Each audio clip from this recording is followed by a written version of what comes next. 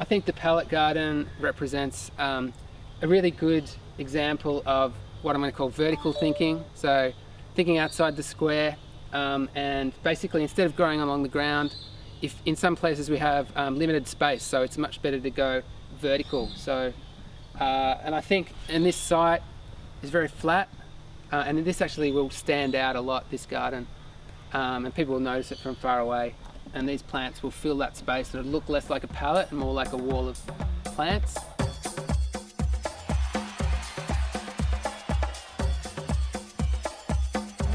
Okay, so what you'll see here is Jordan's actually sliding cardboard through on the facing side of the pallet, and this is to secure the soil in so that the soil stays tight and compacted and protects the plants as much as possible when the plants are in. He's now going to just grab his staple gun and staple it into place, which also helps to assist the soil remaining compact. Putting weed matting down on the back of the pallet now, cutting it to size and stapling it on to hold the soil in. Hopefully it will be strong enough.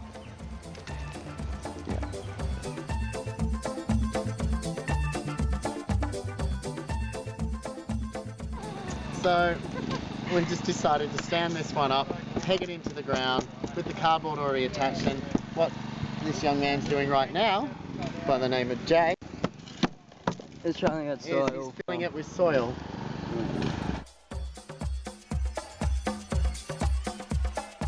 So we've got the compost here that it was created out of the hot compost that we did a couple of months ago, and so we sifted it on the bed, and so this will provide our soil mix with phosphorus and nitrogen, which will help the plants.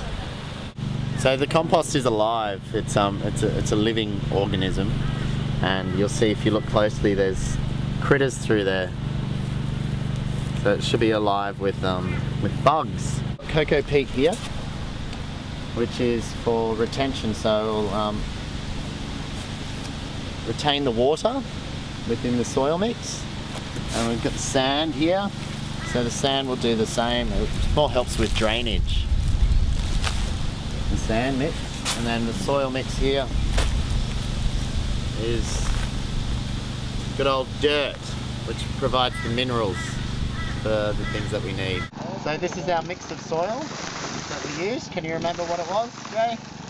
5 compost, 4 sand, 1 soil, and 1 cocoa peat. Yeah. So this is our mix. It's going to go in there and nourish our plants to grow. At the same time, we hope not to lose any of the soil. The best way to do it, what we realised through doing this one first laying down, was that in standing it up vertically and filling it with soil first, the soil mix from the bottom to the top, that was going to be the best practice of planting it. And the reason why is that it wasn't going to disturb the soil. It was going to allow the soil to just sink and stabilise in there, and then with the cardboard backed up against the front of the pallet, we could then just cut a hole with a blade through the cardboard and go straight in and plant straight into the soil via that way. And yeah, that wasn't going to disturb the soil as much as it did with this one when we planted it laying down and then had to pick it up and shake it about a bit. So I can just show you a planting method with the vertical stand-up pallet garden. So we've got lemon balm and strawberries in here already, and I'm just going to put another strawberry in.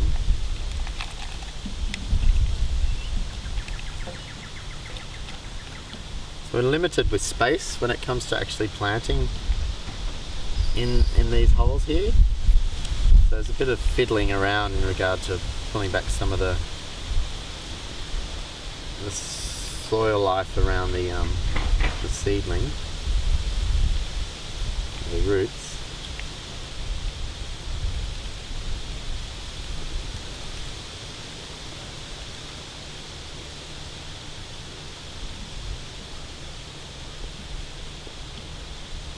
And then Bob's your Auntie Strawberry, look at that!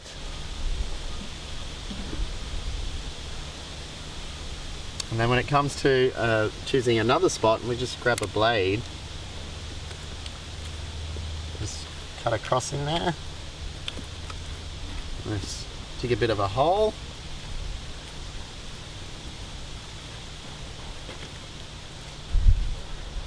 We're ready to put something else in there, and just to allow for roots. You might want to offset them wherever you choose to plant them, so that the roots can spread out and there's a bit of space for them to grow.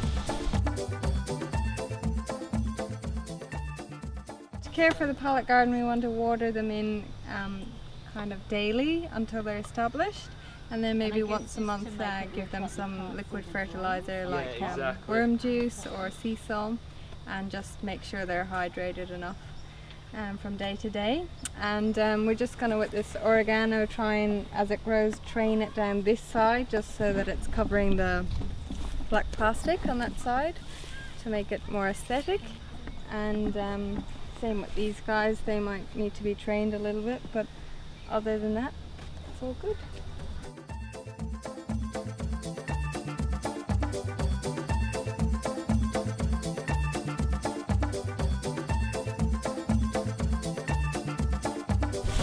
They're loving us right now.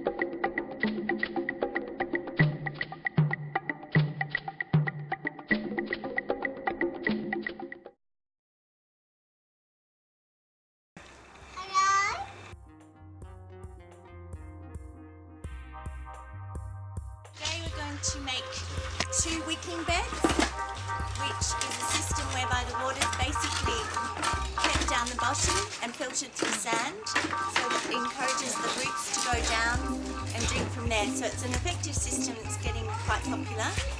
Our first step is to insert a filter pipe like this one. So we need to put a hole in the side of the box so that we can put that through and it filters out the water to keep the sand clean. And then we're going to go and put in plastic lining to keep it from falling out the bottom, obviously. So we put in a layer about halfway of sand. There we go. From what I gather, Work with 2 either. I think you could do. yeah. So well, putting these the seem to cardboard think- before you nail. You're fine. After that, we will put in this pipe, which is what the water goes into the top of, and there are holes all through the bottom of the pipe, and it gradually releases the water in, and then on top of that we put the soil. So that's basically it. Now we're halfway through the stage of putting in this wicking bed. We've done a layer of plastic. We've stapled it on with some cardboard to help prevent tearing. We have then filled it with sand so that the tube is, there's the sand and the tube's coming out over the top.